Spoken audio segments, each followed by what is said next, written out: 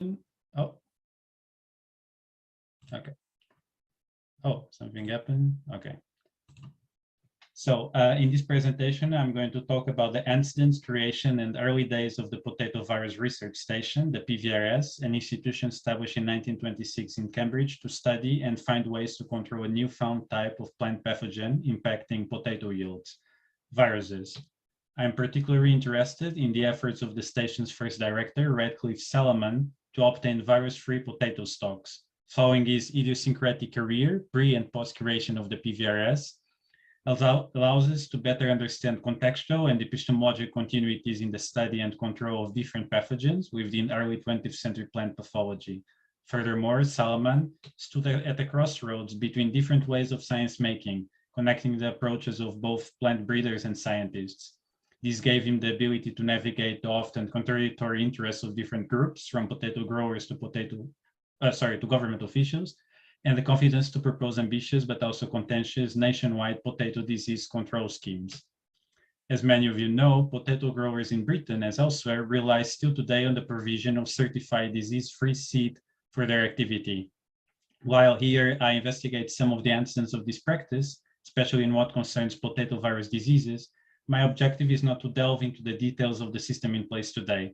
On the contrary, I hope that by focusing on Salaman's ill-fated plans for disease control, this presentation can better illuminate how consensus on the use of certified seed came as a result of a tentative process shaped by different actors and a variety of not only scientific, but also social, political, and economic constraints.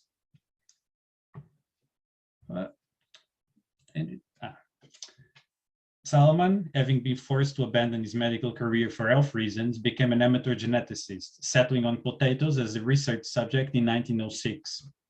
As many other early geneticists, he conducted his research in domestic spaces, namely his private garden in a village not far from Cambridge. There, Salman launched himself into the study of tuber skin color inheritance. And see some examples of the specimens he studied. These entailed breeding scores of seedlings using time-honored plant breeding techniques such as ant pollination, and on the right you see the tools he used. Salman was initially unconcerned by plant disease, except when it destroyed his research subjects, which happened frequently. By the early 20th century, it was commonly accepted that there were three major limiting factors to the cultivation of the potato: potato blight, wart disease, and a set of little understood pathologies which came to be known as virus diseases.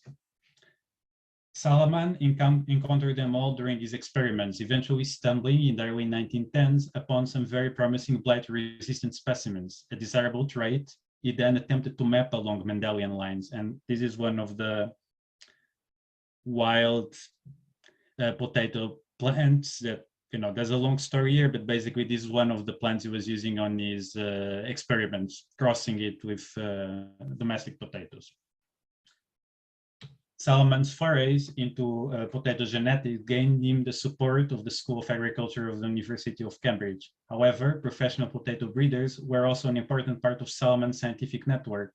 For example, he was in frequent contact with Arthur Sutton, a successful seedsman with an encyclopedic knowledge of potato varieties, whose cooperation with Salman came to value over the subsequent years. After a pause in research during the First World War, Salman focused his attention on the hereditary mechanisms of immunity to wart disease. This was a process that seemed close to be efficiently dealt with, thanks to the introduction of immune varieties over the previous years. These varieties had been developed independently by different breeders who then cooperated with local agricultural authorities on their development. It is in this context that Salman came to lead the Synonym Committee, which had been put together years earlier by the Royal Horticultural Society with government support. The committee, informed by a specialized potato testing station, focused on establishing naming standards for the potato industry. One of its main purposes was to clearly identify those varieties that were immune to wart disease, whose use was then encouraged through a certification scheme. While Salman could count on the support of elite breeders like Sutton, many others resented the authority of the committee over what they had until then managed internally. Overall, the early 20th century was a period when important changes in potato culture were taking place, with experiment stations allied with commercial seed companies increasingly taking over the fight against plant disease from independent growers and breeders. However, there was a group of individuals who managed to transition between the two spheres, and people like the well-connected Salomon were ideally placed to take advantage of this change of circumstances. At a time when wart-immune varieties were widely available and commercially viable blight-resistant ones were hoped to follow soon, the new challenge to potato cultivation appeared to be that of virus diseases.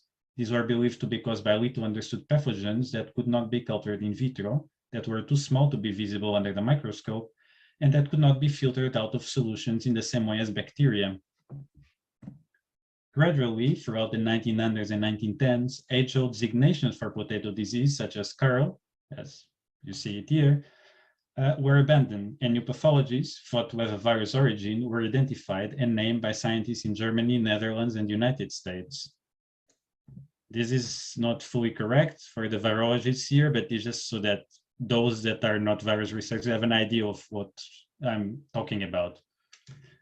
So these include referral and mosaic, which were described based on the symptoms of infected plants studied in experiment stations. And here you have an idea of what these disease plants would look like. However, initially promising techniques, such as grafting of disease scions on healthy rootstock and inoculation of specimens by mechanical means, for example, by puncturing leaves with a needle, failed to explain how viruses spread under natural conditions. Insects had been increasingly pinpointed as vectors of virus diseases in different crops.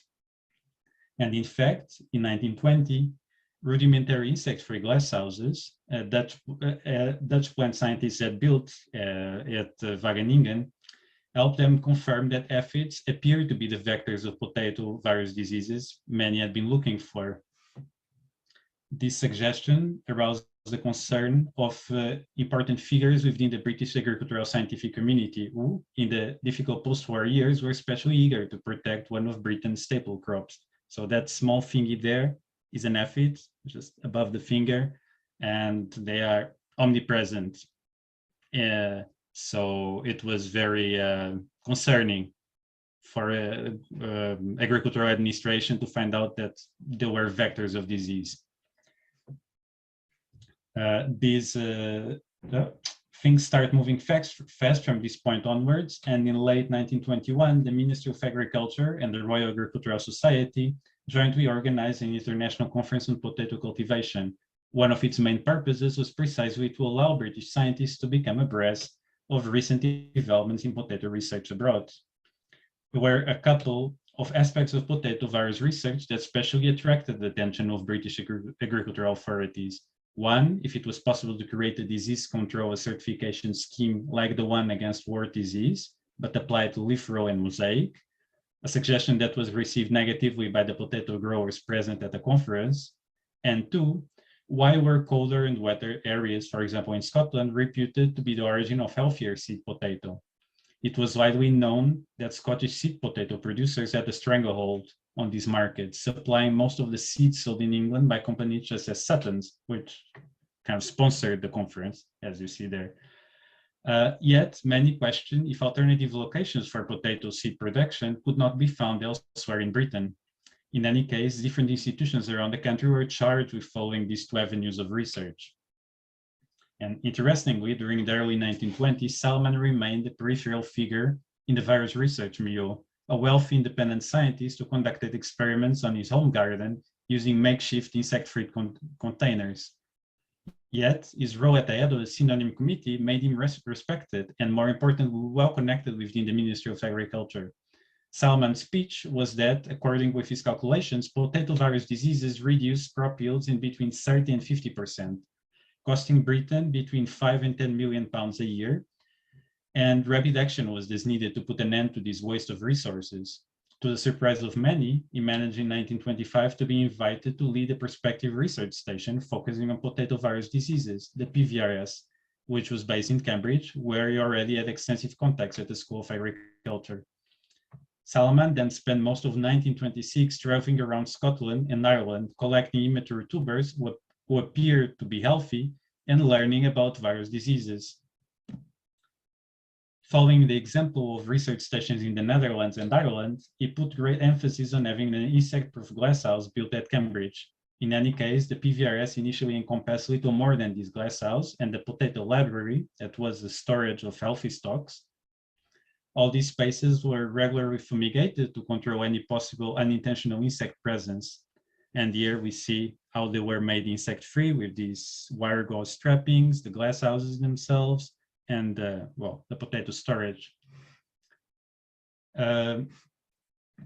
Furthermore, Salman quickly hired entomologists to join him at the PVRS, who spent the next few years studying the complex relationships between insect vectors, viruses, and plant hosts. And here we see Kenneth Smith, entomologist turned virologist that came to replace Salman as head of the station years later. Salman's research plan focused on the careful isolation of his research subjects. The first step was to purchase purportedly healthy seed from reputed growers. These tubers were sliced in two parts and grown separately in experimental plots and in a glasshouse. The plants were then grafted on or inoculated with concentrates from assuredly infected specimens obtained from other research stations. This process was repeated continuously over several growing seasons until clean stock was selected. The next step was the multiplication of seed in isolated locations from where stocks could transition to commercial farms. However, Salman noted that each step away from controlled spaces of science meant higher levels of infection within stocks. And there we see some of the work they were doing before glasshouses were built at these kind of makeshift structures to isolate the plants in the field, and then what the glasshouses would look like inside. This is a later photo, but still give us an idea. In early 1929, tentative discussions took place at the Ministry of Agriculture. The Rhine experts discussed the possibility of issuing a national mark that would certify potato stocks as free of virus diseases. It was eventually decided, on Salman's advice, that it was impossible for an inspector to quantify the degree of virus infection within a stock. And consequently, there was no standard that could be adopted at that point as a basis for such a scheme. Nonetheless, the Scottish Board of Agriculture had, years earlier, started a potato certification scheme for virus diseases, eager to protect the status of Scottish seed potato. And their scheme had in turn been preceded by similar initiatives in the Netherlands, Canada, United States, and Ireland. Even though some government officials seemed keen in having such a program implemented, also in England, requests by farmers to create self-administered regional schemes were refused on scientific grounds. Still, trials conducted both in commercial farms and at the PVRS were inconclusive, with little difference between Salman's own stocks and those available in the trade. On Salman's view, little was yet known about plant virus diseases, and the existence of some whose presence could only be detected in controlled settings at the PVRS worried him. Yet the ministry was unwilling to advertise the reasons for refusing the growers' request, as admitting that there was no scientific basis for virus-free certification was tantamount to casting doubt over the validity of the work developed by their colleagues in Scotland. The reasons why Salman was unwilling to agree on the creation of a seed certification scheme were presented as having a purely scientific basis. However, if it would become possible for potato growers to certify their stocks and commercialize them freely in the same way as wart-immune varieties, there was a real possibility that the ministry would become uninterested in financing further research in potato virus diseases, as the problem would then be apparently under control. One point emphasized by Salman was that while efforts to identify the insect vectors of different potato virus diseases under controlled conditions were ongoing, little was known about their behavior in the field.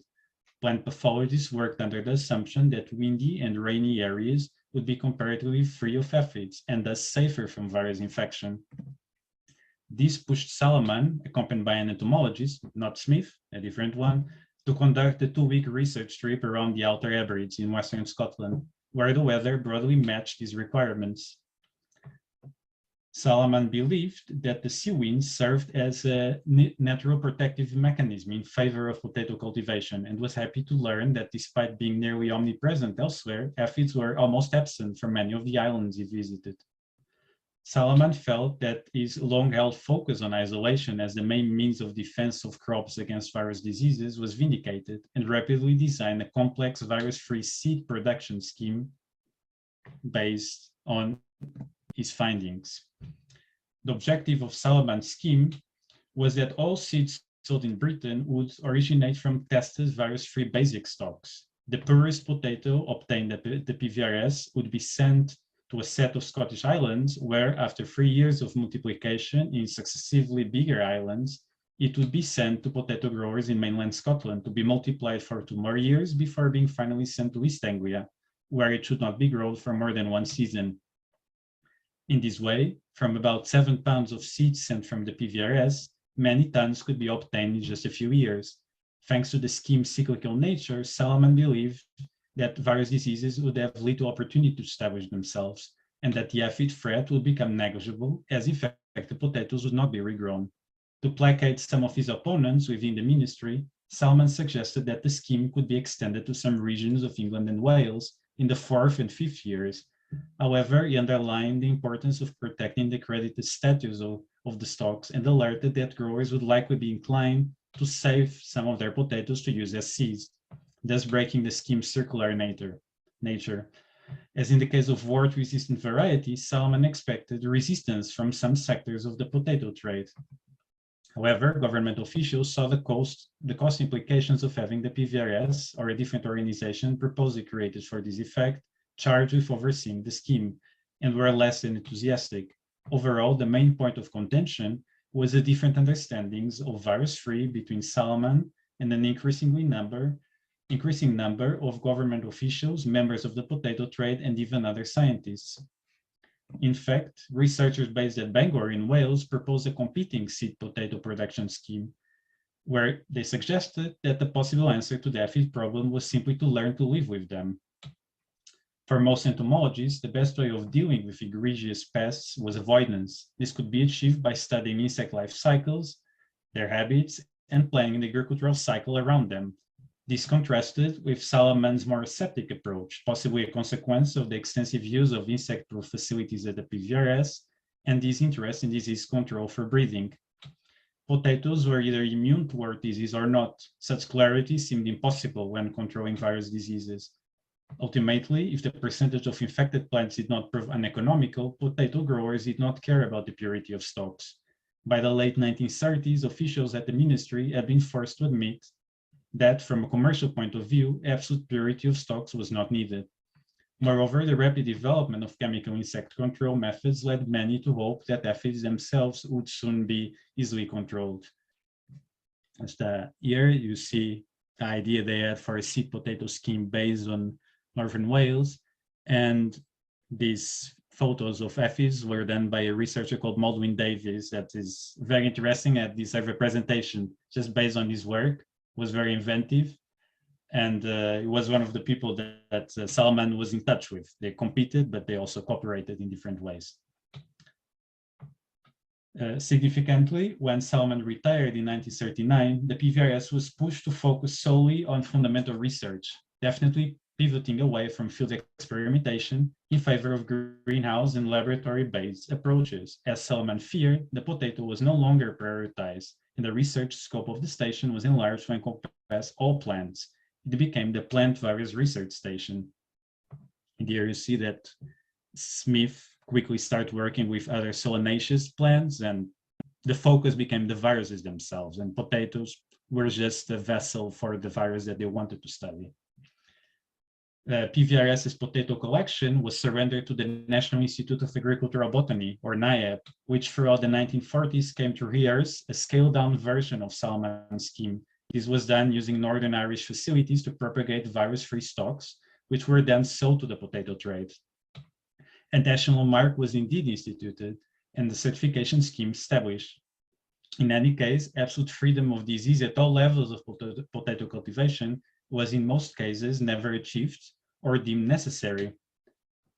Now, my conclusion: classical accounts on the history of plant virus control, as elsewhere in the history of science, tend to describe this discipline's development as resulting from the gradual adoption of newer epistemological approaches, often facilitated by technological advances.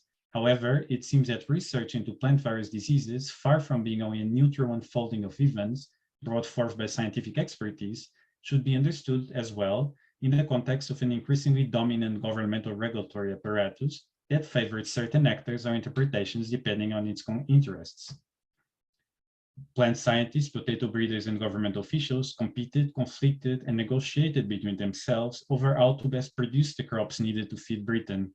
In this context, coming to agreement over the risk posed by crops, to crops by viruses, and the adoption of specific disease control methods proved challenging. Overall, this is a story of attempts to assert control over different categories of living things and the spaces where they dwelled. Among these were pathogenic organisms, plant hosts, insect vectors, and potato growers, as well as a variety of spaces of science from East Anglian glasshouses to remote Scottish islands. And that's about it. Oh, thank you. Oh, Thank you, Joao. I'm not an expert in virus, but I just wanted to ask a very general question in terms of how much of the viruses, plant viruses, are actually human caused, and are they, could they be avoided effectively? Well, I'm also not the expert on viruses. There's a few here. I'm just studying the people. I'm mostly studying the people that study the viruses and how they, related with each other. The viruses, if I understood your question correctly, they are not caused by humans, but viruses in a way benefit from human agriculture in the sense that suddenly, the same way as aphids, when you have a monoculture field, full of potatoes, this is like playground for the aphids. That's what I mean. Yeah, and that's why it becomes a problem, because in nature, many of these viruses, or I guess all of them, already existed in the wild. And in plants like nightshade, different solanaceous plants, in potatoes in the wild ancestors of potatoes, and eventually they become a problem when humans, want to use this plant for something else. We are repurposing the plant, so the virus becomes a problem because we want to make it as efficient as possible. But viruses, they were considered a lesser problem than other diseases, as blight and wart. So it was a secondary concern for most of these periods. And it's not anymore, I hope. No, there is some virologists here, but it remains a problem. So it's there's continuous research on how to deal with plant viruses on different crops, as far as I know. Yeah. I mean, John, again, is at the airport, so he might not be able to talk, but maybe you can contact him at some other time. Martin, please, you have a question or comment? Thanks so much, Joao. That was a really interesting talk. I'm an archaeologist, so this is an amateur question, but I was interested in, for the time period you're looking at, how the idea of randomized trials as a concept was both used and resisted, if you see what I mean. I mean, some of your images look like they might be randomized trials, or you didn't use those words. And I just wondered how the history of randomized trials slots into this work, if it does. Well, there's some, I haven't mentioned them. They were doing something like that, right? Randomized trials, but the thing was that virus diseases were very badly understood. Yeah.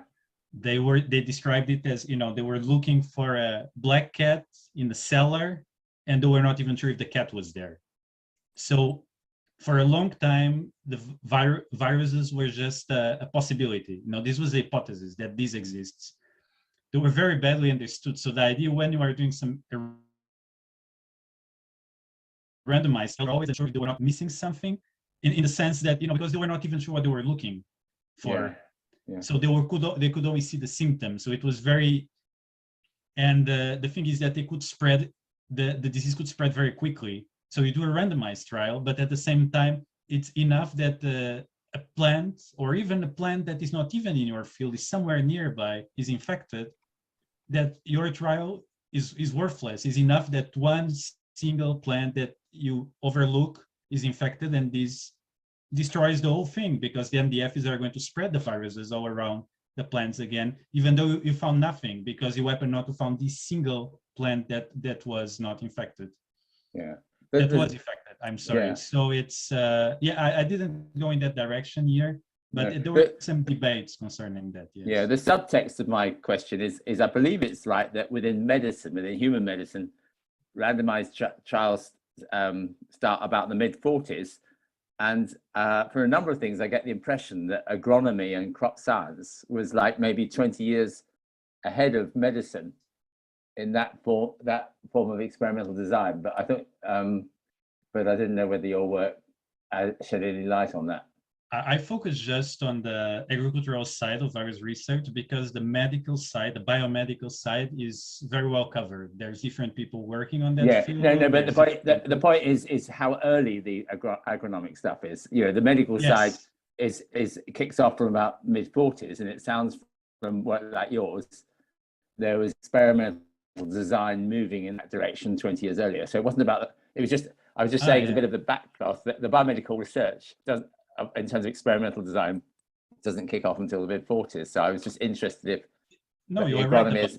But in general, you know that virus research, it was started in the agricultural world, and it was much more developed within agricultural sciences until, let's say, the mid to late 1930s.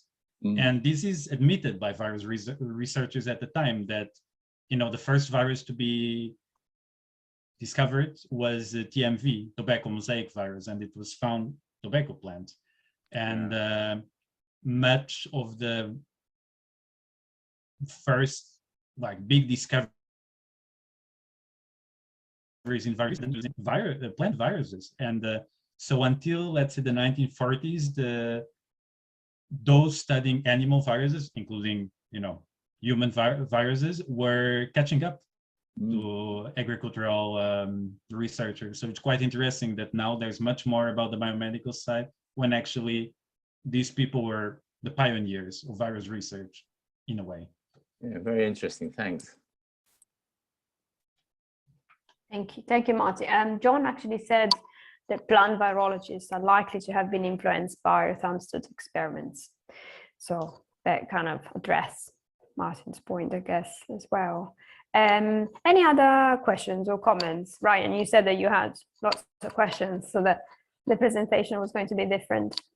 Please do ask if you have any questions, or if you have any comments, or if anyone else. Ryan, please.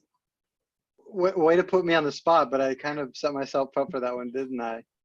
I don't have any questions right now, actually. So I'm sorry for turning on my video, but I had a package come right in the middle of your presentation, Joao. I'm sorry, so I had to run, and I missed just a quick moment of it. But we'll talk soon for sure, Joao. And great presentation. Yeah, glad you liked it, and thank you all for your questions. And hopefully, this is still an ongoing research, and over the next couple of years, I'll be able to kind of delve deeper into the early days of virus research and kind of find more interesting connections between, for example, biomedical research and agricultural research, and the work being done at Rothamsted, as Jean-Claude mentioned, and the randomized trials and all these things. So this is still ongoing work. Thank you, Joao. So we're aware that it's a work in progress. What would you like? I mean, as I asked at the beginning, what do you think the whole expected output and impact your work is going to be? Well, honestly, it's one thing is I would like to call the attention of other historians of science to how interesting is the history of agricultural science, basically, because very often you go to, well, Ryan is not a good example because he's also working on this field, but you go to a conference on history of science, and people are talking about all kinds of stuff, but agriculture is not usually one of them. It's those there's always a clique of people interested in lens, but it's not the most popular field. And I would like to call people's attention to how interesting it actually can be and how relevant it is still for nowadays, because plant viruses are still a concern. Agricultural scientists keep trying to control them. Aphids are still a concern. And so it shows you something that has been ongoing. It's not something that is being done and that's that. No, what I'm talking about now, it's still relevant for what is been doing now all around the world, not only in England.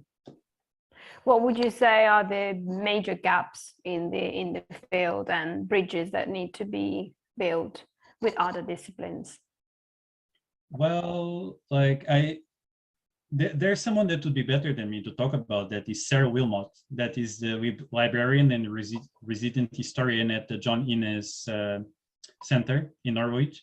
And I feel like it would be good if there would be more people like Sarah Wilmot, that is my connection with the John Innes Center, that try to connect these agricultural research centers with people like us at the History of Science department here at Cambridge.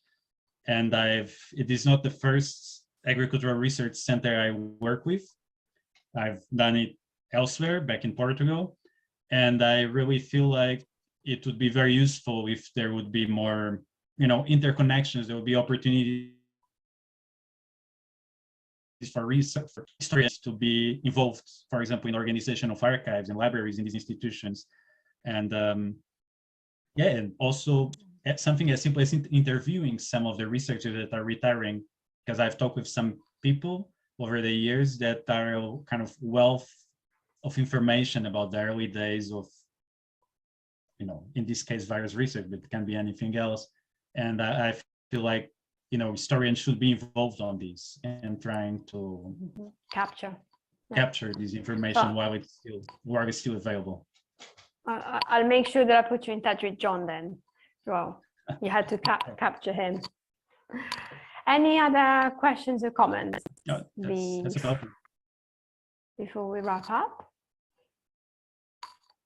I've seen a few people left a message to say that it was a great talk, but they had to go to another meeting, unfortunately. Any more comments or questions for Joao or for the group? Oh. Nope. Well, anyway, you know how to reach me, Yes, exactly. I'll try to put you in touch with a few key people. Emma also left me a message. She's in history and she would like to get in touch. She had a few questions. So that's, this is always an opportunity to share the work, but also to create connections. Yeah, that's great. Okay, Joao, if you want to. I learned a lot. Here. Oh, excellent. With people like when Martin mentioned the randomized trials, is a connection that I hadn't made yet. So, it's always good to present your work because you end up learning a lot. Really interesting to hear it. It's great work. Yeah. I was thinking about your point about the history of this stuff, and I guess Helen's doing a lot, but NIAB has just had its 100th birthday a year or two back, and they do a sort of internal look back. But NIAB is National Institute of Agricultural Botany, be a great institute to look at over those years. There's a whole bunch of them around Cambridge, aren't there? That institutional history would be good. Yes, I agree. Joao, are you in touch with anyone at NIAB? The problem at NIAB is that, as far as I understood, they are moving to a different location or something like that. Yeah. So at the moment, it's not possible to access their archives. That's what I was told because, it happens. Well, I'll see if I can put you in touch with the relevant person, and then hopefully you manage to access the relevant documents. Because Tina Barsby is quite interested in our group, isn't she, Francesca? Tina Barsby. Oh, Tina, yes. Yeah, Tina, the director of NIAB, yeah. Yes, she's retired, but definitely she will still be, and she's still in touch. And of course, she'll be next Friday. She'll be on the panel. So I would definitely invite you, Joao, if you can, or Ryan and everyone else, to join us next Friday. And Abigail has left you the link, so I hope that you can register. It'd be great. Wonderful. Okay, so I guess unless anyone else has more questions or comments, we can just wrap up and say goodbye. And so next Friday, there's no coffee break, but we have this afternoon session. So we have a lot going on. So I hope that you'll join us, and then I'll see you after half term. And we should wish John a good flight. Yes, exactly. I don't know if he's left already, but if he hasn't, have a good trip, John. Thank you so much, Joao, again for joining us. I'm glad that it was useful for you too. And I'll see you all very soon. Have a good weekend. Bye. Bye-bye. Take care.